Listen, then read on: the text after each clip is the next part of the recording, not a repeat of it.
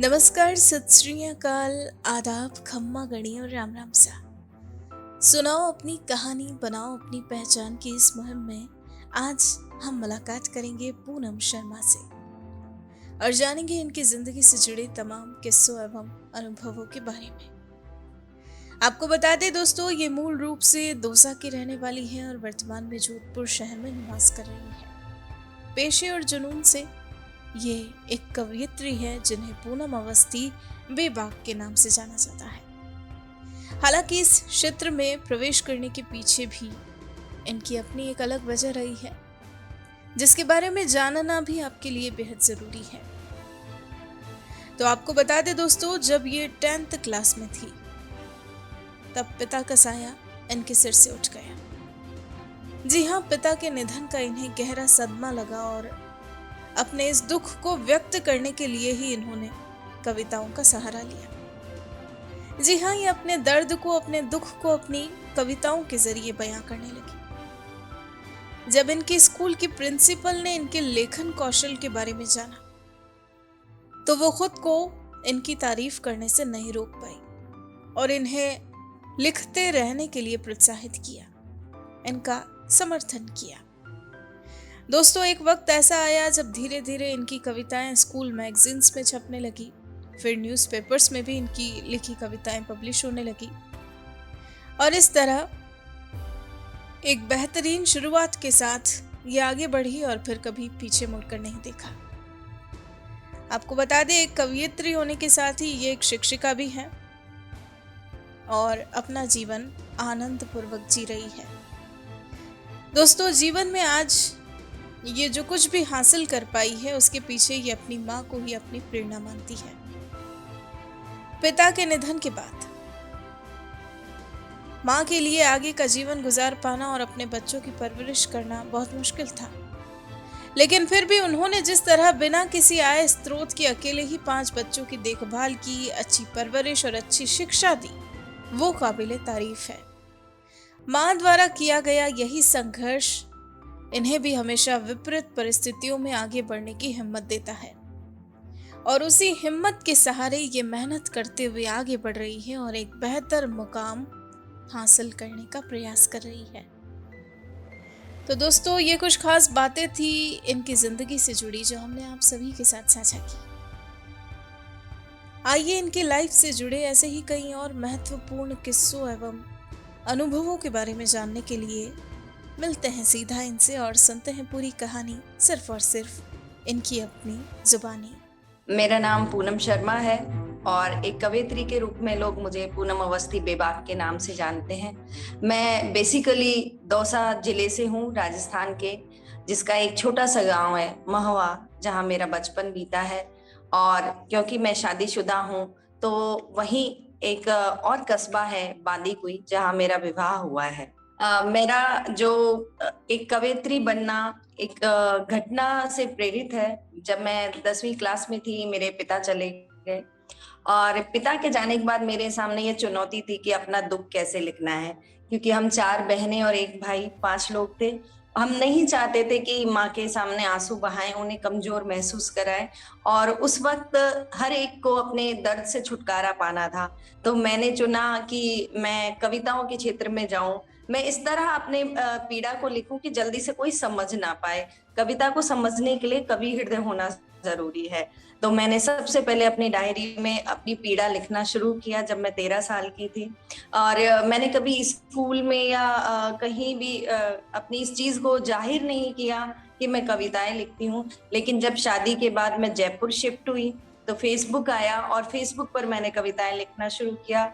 वही मैं विद्या आश्रम स्कूल में नौकरी करती थी, जहां मेरी प्रिंसिपल श्रीमती प्रियदर्शनी कच्छावा जी ने मुझे बहुत बहुत संबलन दिया और मुझे गोष्ठियों में भेजना शुरू किया और मेरी कविताएं स्कूल मैगजीन में छापना शुरू किया। उसके बाद अखबार, पत्रिकाएं और फिर पीछे मुड़कर नहीं देखा। 13 वर्ष की आयु में पिता का चला जाना आज के समय में हर बच्चे को समझ में आता है, लेकिन उस वक्त मुझे समझ नहीं आया था और मेरी छोटी बहन को भी नहीं समझ आया था।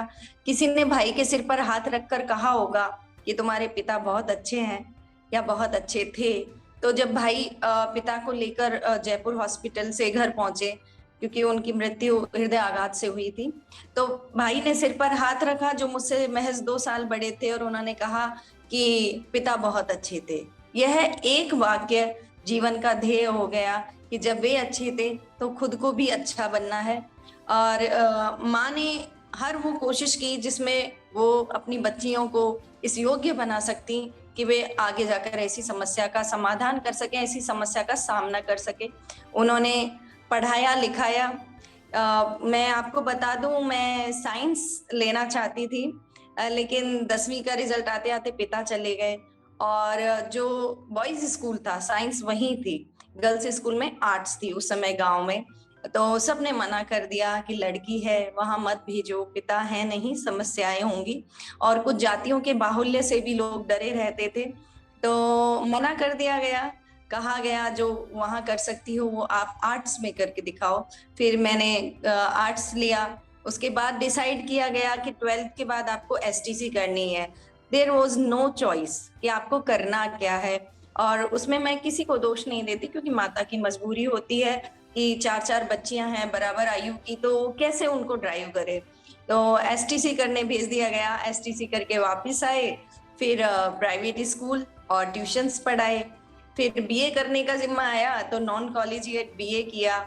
एक ही पासबुक के 2 टुकड़े करके 2 बहनें पढ़ा करती थी। उसके बाद एमए किया, और शादी के बाद 2 सब्जेक्ट्स में और एमए किया। मैं ट्रिपल एमए हूँ। बस यही है कि माँ के संघर्ष ने सिखा दिया कि कैसे आपको लाइफ में हर परिस्थिति से संघर्ष करना है। हर किसी का कोई ना कोई जीवन का नायक होता है, नायिका होता है, जिसे वो फॉलो करता है। एक्चुअली मेरी लाइफ में ऐसा कोई नहीं है जिसे मैंने अंधों की तरह फॉलो कर लिया हो या जिससे मैं इंस्पायर हो गई हूँ।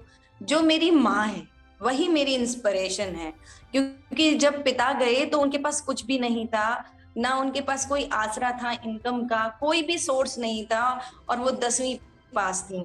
ऐसी स्थितियों में उनके सामने सबसे बड़ी चुनौती थी बच्चों का पेट पालना और सबको इस योग्य बनाना। एक भय था कि जो मैंने झेला वो मेरी बच्चियां ना झेलें, ये भी उनके सामने एक चैलेंज था। और उस समय बच्चियों को पाल पोस कर अपने घर भेज देना ये बहुत बड़ा चैलेंज था। तो ऐसे में माँ ने कभी हार नहीं मानी, रोती छुप छुप कर। उन्होंने उस टाइम पे इतनी प्रतिकूल परिस्थिति में एसटीसी ट्रेनिंग किया, और हमारे गांव से बहुत दूर शहरपुर एक गांव है जहां उन्होंने नौकरी की। वो कई किलोमीटर पैदल चलकर जाती थी। सुनने में ऐसा लगता है कि सभी लोग ऐसा कहते हैं, लेकिन मैंने यह देखा है, अपनी माँ को धूप में आते मैंने देखा है। जब क्योंकि मैं प्राइवेट स्कूल पढ़ाती थी और वहां से वापस आती थी तो दूर से माँ आती हुई दिखती थी। वहां मैंने देखा कि एक औरत अगर इतना कुछ कर सकती है, अगर अपने बच्चों को इस स्तर तक पहुंचा सकती है, तो कौन नहीं कर सकता। मैंने अपनी माँ से सीखा, कितनी भी प्रतिकूल परिस्थितियां हो, कुछ भी प्रतिकूल हो, आप स्वयं के अनुकूल होने चाहिए, तो आप हर परिस्थिति से जीत सकते हैं। मैं ये मानती हूँ कि जब आप किसी ऊंचाई पर पहुंचते हो या आप कोई लक्ष्य प्राप्त कर लेते हो, जिसे हम कहते हैं कि हमने एक कैरियर बना लिया या हमने जीवन में जो सोचा वो प्राप्त कर लिया, तो कभी कोई भी इंसान बिना किसी इंस्पिरेशन के आगे नहीं जा सकता। ये जो इंस्पिरेशन है वो इंटरनल भी होती है और एक्सटर्नल भी होती है। और ये इंस्पिरेशन आपको किसी इंसान से ही नहीं, परिस्थितियों से भी मिलती है। जैसे मुझे कविताओं के क्षेत्र में जाने के लिए मेरी परिस्थितियों ने आगे ड्राइव किया। और क्योंकि मैं एक तृतीय श्रेणी अध्यापिका हूँ और जयपुर छोड़कर मैं जोधपुर काम कर रही हूँ, अच्छी खासी पेमेंट छोड़कर मैं यहाँ आई हूँ, तो इस फील्ड में आने के लिए मुझे मेरी मदर ने इंस्पायर किया।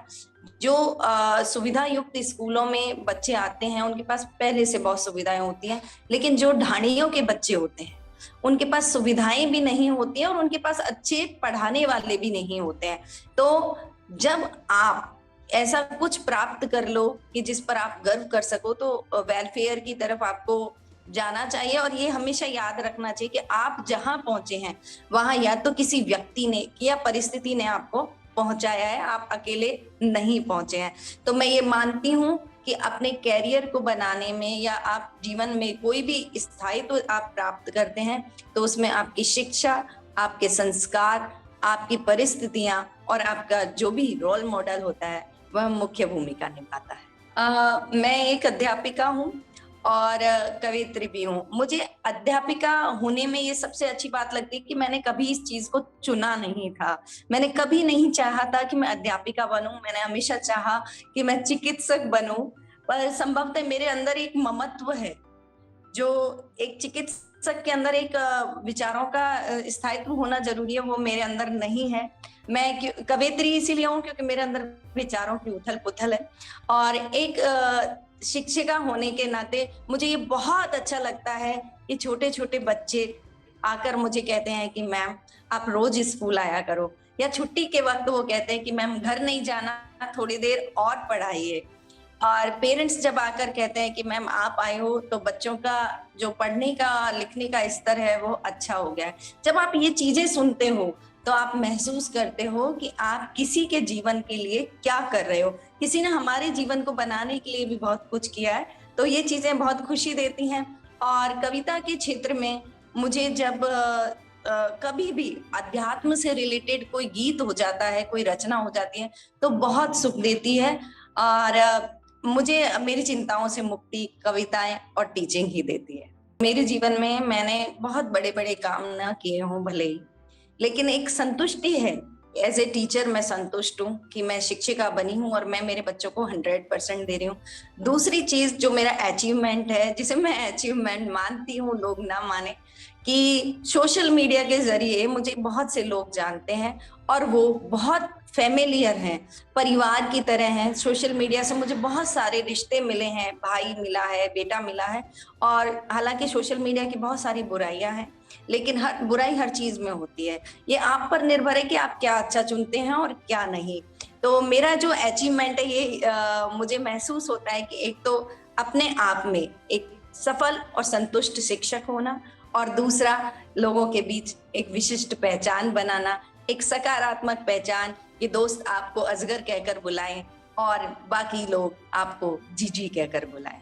अगर किसी को लगता है कि उसे मेरे जैसा हो जाना है, तो मैं ये समझती हूँ उसे मेरे जैसा नहीं होना चाहिए, उसे वैसा ही होना चाहिए जैसा वह है। हमें एक्चुअली हमारी क्वालिटीज पता होनी चाहिए। हमें बहुत सारी हमारे गुण पता नहीं होते और हम सोचते हैं हम उसके जैसे बने या इसके जैसे बने। तो मैं समझती हूँ हमें सिर्फ हमारे जैसा बनना चाहिए। लेकिन अगर जैसे मैंने अपने व्यक्तित्व में शादी के बाद बहुत सुधार किया, और अगर कोई व्यक्ति वास्तव में कुछ ग्रहण करना चाहता है या सुधार करना चाहता है, तो एक चीज मैं जरूर कहना चाहूंगी, जिंदगी में अगर आपको किसी कमी की वजह से टोका जाए या किसी चीज नई चीज आप सीख रहे हो और आपको रोका जाए और कहा जाए आप अभी गलत हो, इसको इस तरह से सही करिए, तो हमेशा याद रखिए कि आपको उसे सही करना है। जिस दिन आपका ईगो वहां आड़े आ गया, आप प्रोग्रेस नहीं कर पाएंगे। एक प्रोग्रेसिव व्यक्ति वही होता है जो चीजों से सीखे, लोगों से सीखे, परिस्थितियों से सीखे। जैसे जब मैं विद्या आश्रम स्कूल में आई थी, मैं हिंदी मीडियम, सरकारी हिंदी मीडियम से हूँ, मेरी इंग्लिश बहुत अच्छी नहीं थी, लेकिन जब मैं वहां आई तो कहा there is no place for the teacher who can not speak in English. Even though मैं हिंदी डिपार्टमेंट में एचओडी थी, लेकिन उनका एक ये सेंटेंस मेरे लिए रामबाण सिद्ध हुआ और मैंने इंग्लिश बोलना शुरू किया। और वो बहुत आराम से सुनती थी, मैं गलत भी बोलूंगी तो वो आराम से करके सुनती जाती थी और बाद में वो करेक्शन कराती थी। इस दौरान मैंने मेरे पूरा 100 का स्टाफ था, मैंने सबसे रिक्वेस्ट किया कि जिसको भी इंग्लिश स्पीकिंग आती है, मैं जहां भी गलती करूं आप मुझे टोक दीजिए, चाहे अकेले में है चाहे सबके सामने है। मेरे 11th 12th के जो बच्चे थे वो मुझे टोक देते थे कि मैम आपका ये वर्ड ठीक नहीं है, और उन्हें कभी ऐसा नहीं लगता था कि हम कुछ अपर काम कर रहे हैं, और मुझे कभी ऐसा नहीं लगता था कि मैं थोड़ी छोटी हो गई हूँ। तो जब भी लाइफ या कोई भी व्यक्ति आपको कुछ सिखाए, खुले दिल से आप उसको स्वीकार करिए। जिस दिन आप ये चीजें सीख जाएंगे, आपके व्यक्तित्व में आमूलचूल परिवर्तन हो जाएगा। मैंने नायकत्व होना, कभी ये गुण मेरे अंदर होगा ये मैंने नहीं जाना था, लेकिन जब हम ट्रेनिंग सेशन में गए, एसटीसी की ट्रेनिंग कर रहे थे, तो वहां प्रेयर का सेशन होता था जिसमें हर व्यक्ति को स्टेज पर आकर बोलना होता था।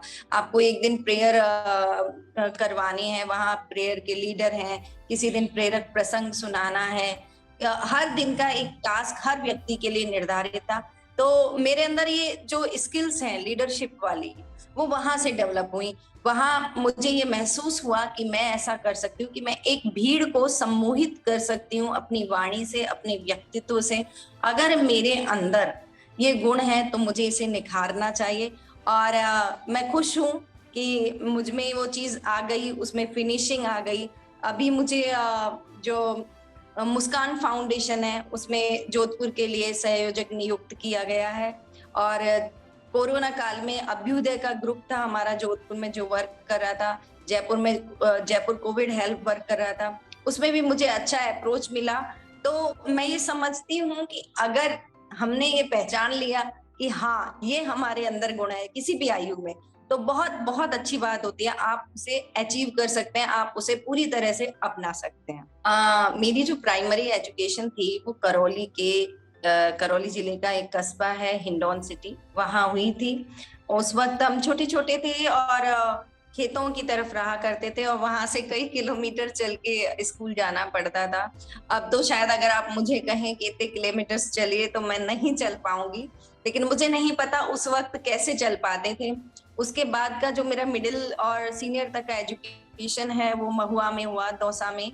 उसके बाद की ट्रेनिंग हुई एसटीसी करौली जिले के महावीर जी में, और बीएड हुआ भरतपुर जिले के भुसावर में, एमए हुआ एक दौसा से और बाकी 2 जयपुर से। इस तरह पूरी बेल्ट को मैंने छान लिया।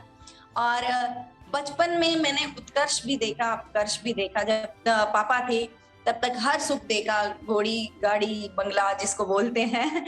और पापा के जाने के बाद इकोनॉमिकली थोड़ा वीक स्थितियां देखी, लेकिन मेंटली वीक नहीं होने दिया गया। और सुविधाएं खाने पीने ओढ़ने पहनने की मम्मी ने कभी कम नहीं होने दी। बचपन की मैं एक बात आपको बताना चाहूंगी। कुछ चीजें हमें सारी जिंदगी इंस्पायर करती हैं। हम 4 बहनें हैं जैसे मैंने पहले बताया। तो भैया और हम 4 बहनें स्कूल जाते थे खेतों में होते हुए बहुत दूर तक। तो जीजी हमारे साथ जाती थी, जीजी सबसे बड़ी थी, वही समझती थी, हम इतना समझते नहीं थे। हमारे लिए तो घूमना मस्ती करना था।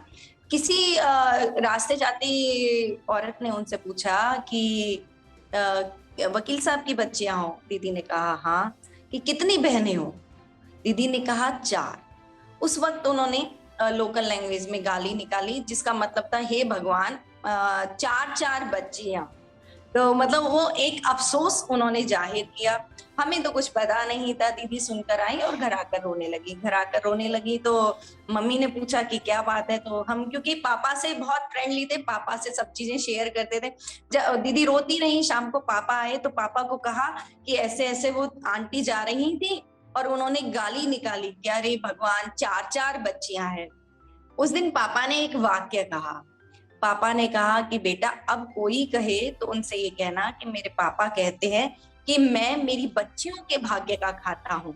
ईश्वर जो मुझे देता है वो मेरी बच्चियों के भाग्य का देता है। जिनके बेटियां नहीं है वो दुर्भाग्यशाली हैं। मुझे 4 बेटियां भगवान ने इसीलिए दी हैं जिससे मुझे कभी भूखा ना रहना पड़े, मुझे कभी किसी चीज की कमी ना हो। तो जीवन की कुछ घटनाएं ऐसी होती हैं जो हमेशा आपके लिए प्रेरणा बनी रहती हैं, हमेशा सुखद बनी रहती हैं। अगर मुझे वापस समय को घुमाने का मौका मिले और मुझे ये पूछा जाए कि तुम क्या बनोगी, तो मैंने कभी नहीं चुना शिक्षक होना। और मैं एडमिनिस्ट्रेशन सर्विसेज में जाना ज्यादा पसंद करती, आरएएस या आईएएस। जैसे कि मेरी मित्र है चंचल मिश्रा जो डीवाईएसपी हैं, और उस वक्त उन्हीं को देखकर हम लोग इंस्पायर होते थे, ये इतना पढ़ रही है तो हम भी पढ़ेंगे। मेरी क्लासमेट हैं। और वैसे अगर देखा जाए तो मैं अभी जो मेरे पास कैरियर है मैं उसमें बहुत खुश हूँ, क्योंकि मैं एक प्राइमरी टीचर हूँ। और छोटे बच्चे आपको जो सुख दे सकते हैं ना, कोई नहीं दे सकता। उनके अंदर छल नहीं होता है कहीं भी। उन्हें कुछ अच्छा लगेगा वो कह देंगे मैम अच्छा है, उन्हें अच्छा नहीं लगेगा वो कह देंगे मैम अच्छा नहीं है। एक दिन कुछ इमोशनल क्राइसिस हुआ मेरे साथ और मैं स्कूल में थोड़ा आंसू आ गए थे। तो बच्चे आपको बहुत नोटिस करते हैं। फर्स्ट क्लास के बच्चे आकर मुझे मारवाड़ी पूछते हैं मैडम थे क्यों रो, क्यों रो? तो मैंने कहा कि नहीं यूं ही। तो फिर दूसरा बोलता है ए मैडम रो पेट दुख है तो रोए। फिर तीसरा बोलता है, अब मैडम ने तो मम्मी री याद आए, आपा तो 4-4 5-5 घंटा रह ले, मैडम तो मम्मी रे बिना ही रहे। और मुझे हंसी आ गई। आप सोचिए इस स्नेह का कोई मूल्य है क्या? मैं नहीं समझती, मैं किसी और क्षेत्र में चली जाती तो ये सुख पा सकती थी। अच्छा हुआ मैं इस सुख से वंचित नहीं हुई। स्कूल, बच्चे, कविताएं, इसके अलावा मुझे जो सूझता है वो है गीत सुनना। अगर मुझे, क्योंकि मैं बैडमिंटन प्लेयर रही हूँ, तो अगर मुझे खेलने का मौका दिया जाता है तो मैं खेलती भी हूँ। और मैं तो स्कूल में भी बच्चों के साथ गेम्स खेलती हूँ। और सबसे बड़ी बात है कि मैं कविता किताबें पढ़ती हूँ। जैसे भी मुझे समय मिलता है, ट्रेन में सफर करते वक्त मैं किताबें पढ़ती हूँ। लास्ट मैंने भगवंत अनमोल जी की जिंदगी 50-50 पढ़ी। ये कुछ किताबें ऐसी हैं कि आप एक बार बैठ जाते हैं तो छोड़ नहीं पाते। तो मेरा जो पसंदीदा शौक है या जो टाइम पास करने का तरीका है वो किताबें हैं। कहते हैं कोई भी प्राकृतिक आपदा आती है तो ईश्वर इसलिए भेजता है कि आप जो कुछ गलत कर रहे हैं उसमें थोड़ा सुधार कर लें। हर व्यक्ति को अपनी गलतियां सुधारने का मौका मिलता है। इस तरह ईश्वर, जिसके हम संतानें हैं, वो हमें हमारी गलतियां सुधारने का मौका देता है। कोविड के बाद मैं ये समझती हूँ लोगों ने ये सीख लिया कि अपनत्व या रिश्तों का क्या महत्व है। दुनिया में इतनी नफरतें हैं, हमारे भारत में भी है, सब चल रहा है, लेकिन इन्हीं के बीच कहीं मोहब्बत बढ़ी है। लोगों को ये समझ में आ गया कि कभी भी कोई भी कैसे भी आपको छोड़ के जा सकता है। तो जो छोटी छोटी बातों को लेकर कड़वाहटें बढ़ती थी वो कम हुई हैं। लोक कल्याण की भावना ज्यादा हुई है। आपने देखा होगा कोविड के दौरान लोगों ने अपने खजाने खोल दिए। जितना और बड़ी बड़ी संस्थाएं नहीं कर पाई, वो छोटे छोटे इकोनॉमिक हेल्प से हुआ। बहुत सारे ग्रुप्स बने, नए जो लोग हैं, नए लड़के लड़कियां हैं, कॉलेज के स्कूल के लड़के लड़कियां हैं, वो सामने आए। मैं एक कॉल करती थी और लोग कहते थे हाँ जी जी हम जा रहे हैं ब्लड देने, या जो भी जरूरतें होती थी, एम्बुलेंस की सुविधा करवानी है, किसी को कहीं पहुंचाना है, बहुत बहुत चीजें परिवर्तन में आए। मैं ये समझती हूँ कि कोविड ने मानवता को एक उत्कर्ष दिया है। साथ ही साथ मुझे जो प्रकृति को लेके चीज अच्छी लगी, कोविड के दौरान लॉकडाउन था और मेरे बागीचे की जो चिड़ियाएं कम हो गई थी, वो चिड़िया अचानक बढ़ गई। तो भगवान ने ये समझाया कि तुमने जो पशु पक्षी हैं उनकी जगह का घेराव करके उनके साथ जो किया है, थोड़े दिन तुम भुगतो और महसूस करो। और उन्होंने हमें महसूस कराया कि आजादी का चिन्ह क्या होता है। और उस दौरान प्रकृति ने अपने आप को इतनी अच्छी तरह डेवलप किया है, बहुत बहुत चीजों में परिवर्तन हुआ है, जैव विविधता बढ़ी है। कोविड ने बहुत कुछ ऐसा सिखाया है जिसे अगर हम पूरी तरह से अपना लें तो जीवन सफल हो जाए। कविता मैं आपको सुना रही हूँ, जो मैं समझती हूँ हर तबके के व्यक्ति को इंस्पायर करती है। सुनिएगा। पथ में बाधाएं आएंगी, पथ में बाधाएं आएंगी, असफलताएं भरमाएंगी, आंखों में आंसू लाएंगी। तो क्या जीत ना पाओगे तुम? तो क्या जीत ना पाओगे तुम? जिस नदिया को पार करोगे, जिस नदिया को पार करोगे, लहरों का भी दम भरोगे। यदि वह तरिणी खंडित होगी, यदि वह तरिणी खंडित होगी, तो क्या पार ना आओगे तुम? तो क्या जीत ना पाओगे तुम? जिस भुजबल पर है इतराती, विजय भाल चंदन बन जाती, प्रीत सदा आलम्बन पाती। उसको लज्जित कर दोगे यदि, उसको लज्जित कर दोगे यदि, तो क्या हार न जाओगे तुम? तो क्या हार न जाओगे तुम? पथ में बाधाएं आएंगी, असफलताएं भरमाएंगी, नैनों में आंसू लाएंगी। तो क्या हार न जाओगे तुम? तो क्या जीत ना पाओगे तुम? एक रोमांटिक जोनर का गीत है ना, सुनिएगा। ओ आँखों के काजल गहरे, जा उसके कांधे का तिल बन। ओ आँखों के काजल गहरे, जा उसके कांधे का तिल बन। ओ होठों के रक्त उजाले, जा उस पत्थर सीने में दिल बन। हाथ भी इस एक धागे को सदियों के बंधन सहने हैं, पर तुमने जो रंग उतारे मैंने जीवन भर पहने हैं, पर तुमने जो रंग उतारे मैंने जीवन भर पहने हैं। माँ हो जाना किसको अच्छा नहीं लगता। हम ये मानते हैं कि एक स्त्री कंप्लीट होती है जब वो माँ बन जाती है। मेरा बेटा है ईप्सित, जो अभी 11 साल का है, और मुझे ईप्सित जो 11 साल बाद मुझे मिला है, 2 साल का है, और मुझे ईप्सित का मिलना मेरे लिए एक सपने जैसा है। इप्सित के मिलने तक का सफर इतना कठिन रहा कि मैं आपको बता नहीं सकती। और जब वो मिल गया तो सारी चीजें सारी जो भी कमियां थी वो पूरी हो गई। मुझे इप्सित आईवीएफ से मिला है, आईवीएफ जिसे अभी भी हमारे जो ग्रामीण परिवेश है उसमें स्वीकार नहीं किया जाता, जिसे हेय दृष्टि से देखा जाता है, जबकि ये एक ऐसा ट्रीटमेंट है जो एक स्त्री के रुके हुए जीवन को आगे बढ़ा सकता है, जो उसको जीवन जीने का लक्ष्य दे सकता है। आईवीएफ को लेके बहुत भ्रांतियां हैं, लोग झिझकते हैं बात करने में। मैं अभी एक मीटिंग में थी, साथ वाली मैम के जो बच्चा है उनको, वो भी आईवीएफ से है। जब हम डिस्कस कर रहे थे उन्होंने मुझसे कहा आईवीएफ से आपका बेबी हुआ है, इस बात को धीरे से बोलिए। मैंने कहा क्यों? कि नहीं, लोग समझते नहीं। तो मैंने कहा हम धीरे से बोलते हैं इसीलिए लोग नहीं समझते। आप जब किसी बात को अविश्वास से बोलेंगे, जब आप उस बात को स्वीकार करने में खुद हीनता महसूस करेंगे, तो लोग आपको वैसा ही महसूस करवाएंगे। आईवीएफ एक साइंटिफिक प्रक्रिया है, एक चिकित्सकीय प्रक्रिया है, जो शर्मिंदगी का विषय नहीं है। एक बहुत ही गर्व का विषय है। एक सामान्य प्रसव की अपेक्षा जो आईवीएफ से प्रसव होता है, आईवीएफ से जो गर्भाधारण होता है, उसमें माँ बहुत अधिक पीड़ा से गुजरती है।